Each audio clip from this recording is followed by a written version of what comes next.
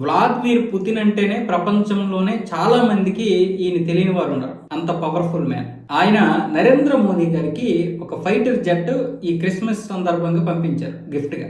అంటే ఒక గిఫ్ట్గా పంపించారు, ఒక గిఫ్ట్లో. ఇది ఏఐ వీడియో. కెన్యాలో ఉన్నటువంటి రష్యా ఎంబసీ ఒక వీడియో విడుదల చేసింది.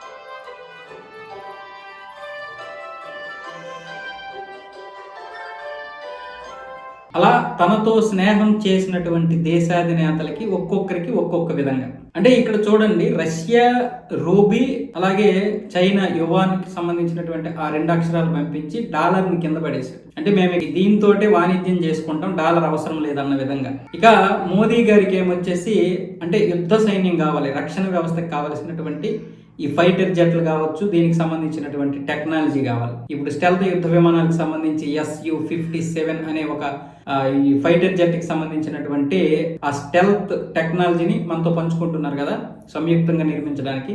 దానికి సంబంధించి ఒక ఇదనమాట. ఆ విధంగా నమూనాను తయారు చేసి ఈ వీడియో క్రియేట్ చేసింది ఎవరంటే రష్యాకి చెందినటువంటి కెన్యా ఎంబసీ. దీంతో ఇప్పుడు ట్రంప్కు బాగా మండి ఉంటుంది, మిగతా దేశాధినేతలకు కూడా మండి ఉంటుంది. ఈ గిఫ్ట్లో కూడా నరేంద్ర మోదీకి ఫైటర్ జెట్ ఇవ్వడం అన్నది చాలా మందికి నిద్ర కూడా పట్టకపోవచ్చు.